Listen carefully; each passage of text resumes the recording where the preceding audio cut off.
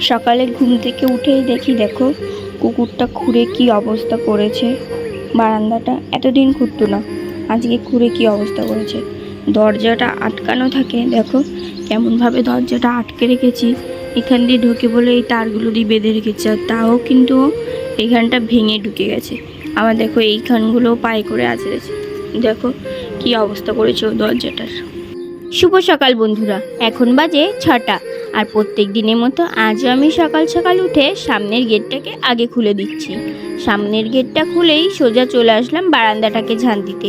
আর আজকে তো দেখলেই তোমরা কুকুরে বারান্দাটা কেমনভাবে খুঁড়েছে। ও কিন্তু এই কদিন খুঁড়তো না, আজকে কেন জানি না আবার খুঁড়েছে।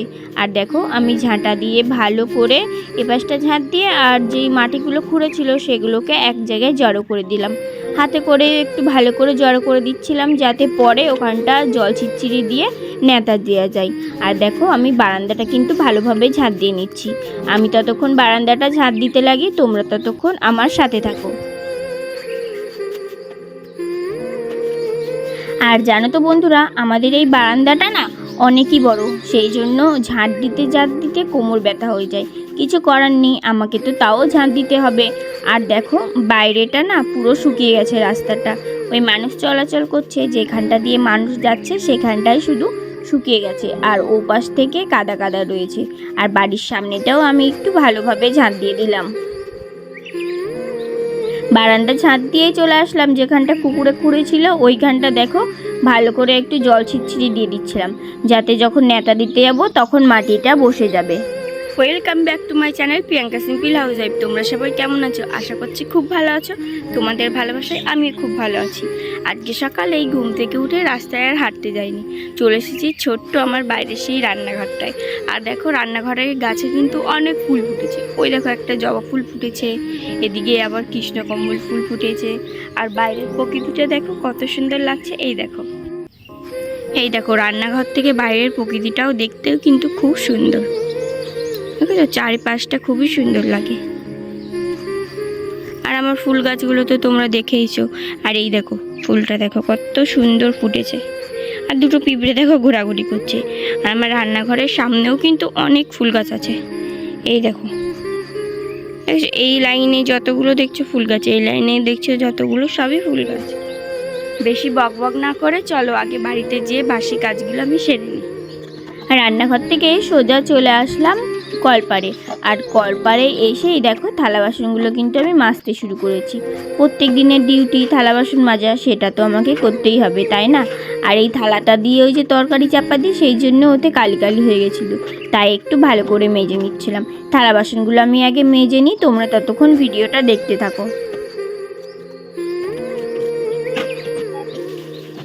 থালা বাসনগুলো ভালো করে মেজে এবার দেখো থালা বাসনগুলো আমি ভালো করে এক একটা করে ধুয়ে নিচ্ছিলাম।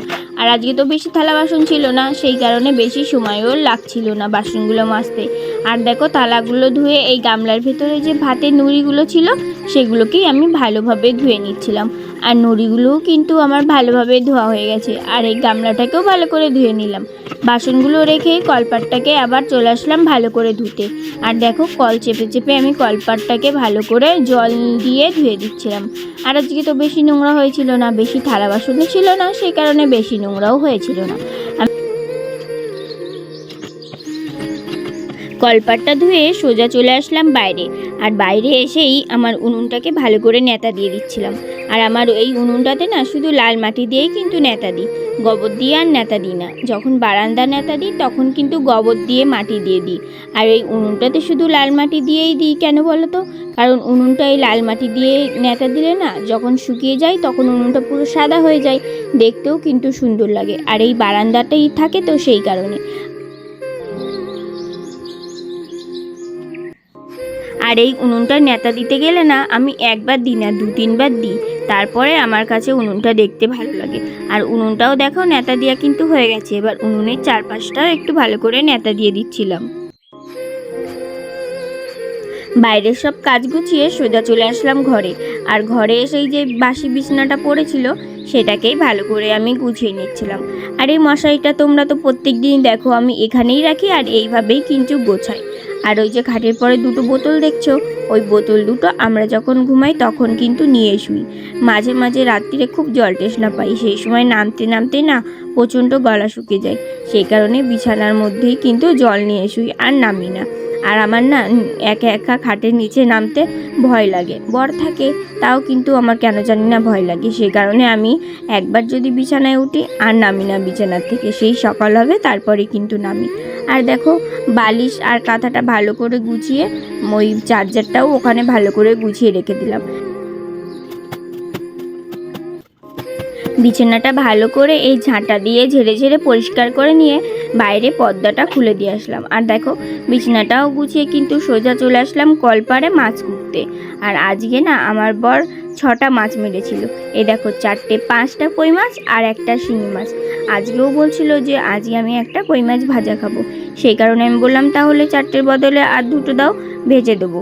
সেই কারণেই আমি ওই 6টা মাছকেই ভালো করে কুটে দেখো ভালো করে ধুয়ে নিচ্ছিলাম। আমি ততক্ষণ মাছগুলো ধুতে লাগি, তোমরা ততক্ষণ আমার ভিডিওটা দেখে চ্যানেলটি সাবস্ক্রাইব করতে লাগো। সোজা মাছ কেটে স্নান করে চলে আসলাম। আর আজকে কিন্তু মাছ কাটার পরে আর কোনো কাজ করিনি, একবারেই স্নান করে নিয়েছি। আর আজকে কিন্তু আমার একটা কাজ কমেও গেল। প্রত্যেক দিন তো আমি জল নিয়ে আসি, আর আজকে আমার বর কাজে যাওয়ার আগে জল এনে দিয়ে গেছিলো। প্রত্যেক দিন রাস্তায় এই কাদা যেতে যেতে না কেমন একটা লাগে, আমার প্রচণ্ডই কষ্ট হয়, আর অত দূর থেকে নিয়ে আসতে অনেকটাই কষ্ট হয়ে যায়, বাড়িতে এসে হাঁপিয়ে যায়, সে কারণে আজকেও নিয়ে এসে দিয়েছিল জলটা। আর চুলটা দেখো ভালো করে আঁচড়ে আমি সিঁদুর পরে নিলাম। আমি ততক্ষণ সিঁদুরটা পরতে লাগি, তারপর তোমাদের সাথে আবার দেখা হচ্ছে। স্নান করে সিঁদুর পরে রেডি হয়ে চলে আসলাম আমার গোপুসোনার জন্য ফুল তুলতে। আর ওই যে দেখছো কত পাটকাঠি গাদা দিয়েছে, ওখানে কিন্তু পাট ধুচ্ছিল, তাই জন্য ওরা কিন্তু ওই পাটকাঠিগুলো ওখানে গাদা দিয়ে রেখেছিল।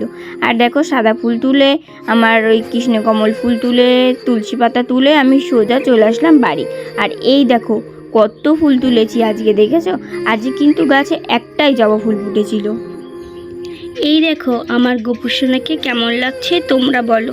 কারেন্ট চলে গেছে, তাই জন্য তোমাদের সাথে আজকে আর পুজোটা শেয়ার করতে পারলাম না। আর আজকে আমার গোপুসোনাকে দেখো হালকা জামা পরিয়েছি, আমাদের তো টিনের চালের ঘর, সেই কারণে প্রচণ্ডই গরম পড়েছে আজকে, তাই জন্য ওকেও আজকে দেখো পাতলায় একটা জামা পরিয়েছি, কিন্তু ফুল দিয়ে ওকে সুন্দরভাবেই সাজিয়েছি। কেমন লাগছে অবশ্যই কিন্তু তোমরা কমেন্ট করে জানিও। পুজো দিয়েই চলে আসলাম কাকা শ্বশুরের ছাদে জামা কাপড় মেলতে। আর আমার বাঁ হাতে দেখো বাটিতে ছিল হচ্ছে সাদা ডাঁটার বীজ। আমরা যেই ডাঁটাগুলো তুলে খাই ওইগুলো তো লাল ডাঁটা, আর এটা হচ্ছে সাদা ডাঁটা। গাছ লাগিয়েছিলাম, ওই গাছটায় বীজ হয়েছিল, তাই ওটাকে তুলেই রোদ্দুরে দিয়ে দিচ্ছিলাম। আর দেখো জামা কাপড়গুলো আমি ভালো করে মেলে দিচ্ছি। আর ছাদে এত প্রচণ্ড হাওয়া হয়েছিল যে তোমাদের কি বলবো, ছাদে আসলে না মনটা খুব সুন্দর লাগে। আর ছাদ থেকে দেখো নিচের প্রকৃতিটা দেখতে কত সুন্দর লাগছে, তাই না? আর এতদিন তো বৃষ্টি হয়েছিল না, এই 2 দিন বৃষ্টি হয়ে কিন্তু জমিগুলো আবার ভরে গেছে। জামা কাপড় তো মেলা হয়ে গেছে, আর ছাদে প্রচণ্ডই রোদ ছিল, তাই একটু না দাঁড়িয়ে নিচে চলে আসলাম। নিচে এসেই রান্নাঘরে চলে আসলাম, রান্না করতে হবে, আজকে না অনেকটাই দেরি হয়ে গেছে। আর আজকে ভাবছিলাম আলু দিয়ে আর কই মাছ দিয়ে মশলা দিয়ে রান্না করব। তোমরা তো আমাকে অনেকেই কমেন্ট করো, দিদিভাই তুমি বাটা মশলা খাও না, দিদিভাই তুমি বাটা মশলা খাও না। বাটা মশলা খাই, কিন্তু প্রত্যেক দিন খাই না, যখন মন চাই তখন খাই। আর বেশি বাটা মশলা খেলে না আমার বরের শরীর খারাপ করে, ওর একটা কারণে ও বাটা মশলা খেতে পারি না, সেই জন্যই ওকে পাতলা ঝোল আমি রান্না করে দিই। আর দেখো আদা রসুন আর জিরে আমি ভালো করে বেটে নিচ্ছিলাম এই শিলটাতে।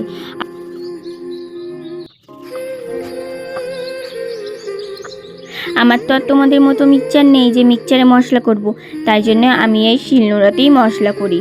আর আমি কিন্তু শুকনো লঙ্কা তরকারিতে দিই না, শুকনো লঙ্কা দিলেও আমার বর খেতে চায় না, তাই জন্য কাঁচা লঙ্কাই আমি সবেতে দিয়ে রান্না করি।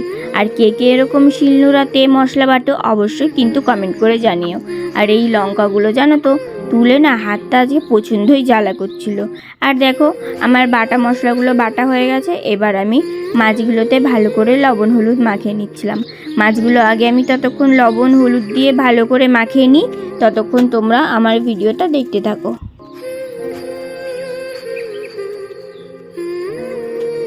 তোমাদের সাথে বক বক করতে করতে আমি কিন্তু কড়াইতে আগেই তেল দিয়ে দিয়েছিলাম। আর দেখো কই মাছগুলো আমি ভালো করে কড়াইতে দিয়ে মাছগুলো ভেজে নিচ্ছিলাম। আর কই মাছগুলো কিন্তু আমার ভালো করে ভাজা হয়ে গেছে। কই মাছগুলোকে এবার আমি তুলে নিচ্ছিলাম। আর কই মাছগুলো দেখো কত সুন্দর করে ভেজেছি।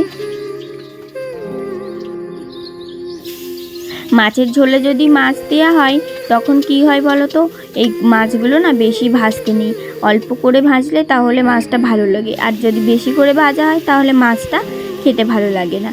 আর মাছটা কিন্তু আমি অল্প করেই ভেজে নিয়েছিলাম। আর আমার বড় যে বলেছিল একটা ভাজা মাছ খাবে, সেটাকেই একটু কিন্তু কড়া করে ভেজেছিলাম।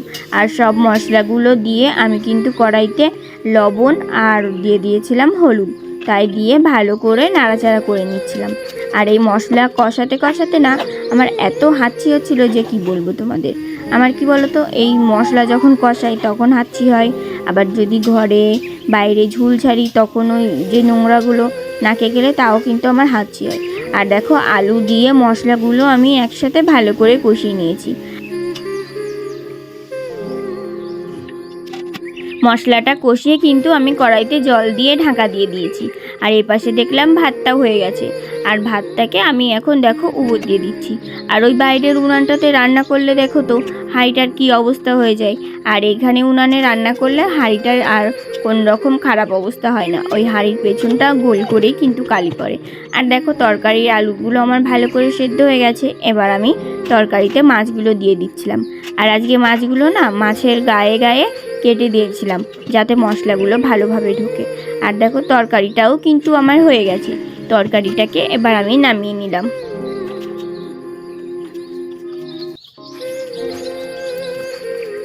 তরকারি নামানোর পর কিন্তু আরও একটা জিনিস রান্না করতে বাকি ছিল। সেটা কি বলো তো, সেটা হলো শাপলা। কাকা শ্বশুর কাছ থেকে আসার সময় শাপলা তুলে নিয়ে এসেছিলো, তাই জন্য দিয়েছিল। আর সেটাকেই কিন্তু আমি এখন রান্না করে নিচ্ছি। শাপলা তো শুধু আমি সর্ষে ফোড়ন দিয়েই রান্না করি। তোমরা কে কেমনভাবে রান্না করো অবশ্যই কিন্তু কমেন্ট করে জানাতে ভুলো না।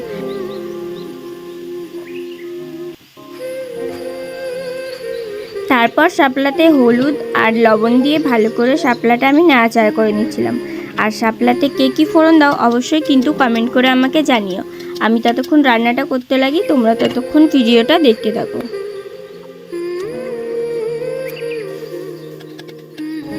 শাপলাটাও কিন্তু আমার ভালো করে ভাজা হয়ে গেছে। আর আজকে তো রান্না করতে একটু দেরিও হয়ে গেছিলো, সেই জন্য সব রান্না করতে প্রায় অনেকটাই দেরি হয়ে গেছিলো। আর দেখো শাপলাটাকে আমি তুলে নিচ্ছিলাম। আর রান্না সব আমার কমপ্লিট হয়ে গেছে। রান্না করে সোজা চলে আসলাম খেতে। আর দেখো আজকেও কিন্তু আমরা দুজনে একসাথেই খেতে বসেছিলাম। আর বাইরে কিন্তু প্রচণ্ডই হাওয়া দিচ্ছিল। আমাকে যদি তোমরা সাপোর্ট করতে চাও তাহলে অবশ্যই লাইক, কমেন্ট আর শেয়ার করে দিও। সবাই ভালো থাকবে, সুস্থ থাকবে, সাবধানে থাকবে। ধন্যবাদ।